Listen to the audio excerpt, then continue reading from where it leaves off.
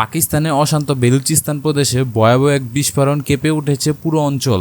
সামরিক কর্মীবাহী একটি ট্রেনকে লক্ষ্য করে চালানো হয় এই হামলা। অন্তত ২৪ জন নিহত হয়েছেন, আহত হয়েছেন ৫০ জনেরও বেশি। নিহতদের মধ্যে পাকিস্তান সেনাবাহিনীর সদস্য রয়েছেন বলে জানিয়েছে দেশটির কর্মকর্তারা।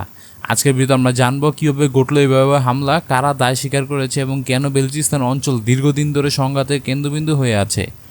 রবিবার প্রাদেশিক রাজধানী কোয়েটার ঘটে এই বিস্ফোরণ ঘটনা।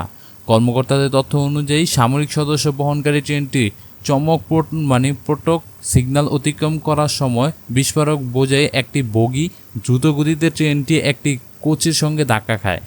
এরপরে ঘটে শক্তিশালী বিস্ফোরণের তীব্রতা এতটাই বেশি ছিল যে ট্রেনের অত্যন্ত দুটি বগি লাইনচ্যুত হয়ে উল্টে যায় এবং মুহূর্তে আগুন ধরে যায়। ঘটনাস্থল থেকে ঘন কালো ধোঁয়া আকাশে ছড়িয়ে পড়ে, আশপাশে এলাকায় আতঙ্ক ছড়িয়ে পড়ে এবং মানুষ জীবন বাঁচাতে ছোটাছুটি শুরু করে।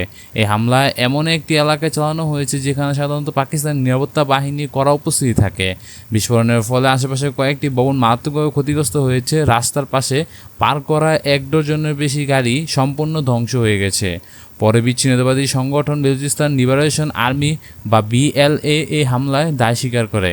দীর্ঘদিন ধরে সংগঠনটি পাকিস্তানের সরকার নিরাপত্তা বাহিনীর বিরুদ্ধে হামলা চালিয়ে আসছে, আর তারা দাবি করছে যে বেলুচিস্তানের সম্পদের ওপর স্থানীয় জনগণের অধিকার প্রতিষ্ঠার জন্য তারা লড়াই করছে।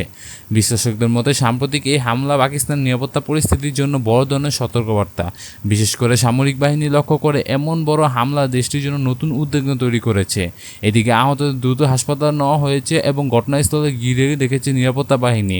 পুরো এলাকায় অভিযান চালানো হচ্ছে এবং হামলার সঙ্গে জড়িতদের খুঁজে বের করার চেষ্টা চলছে। আন্তর্জাতিক গুরুত্বপূর্ণ সব খবর পেতে আমাদের চ্যানেলটি সাবস্ক্রাইব করে রাখুন।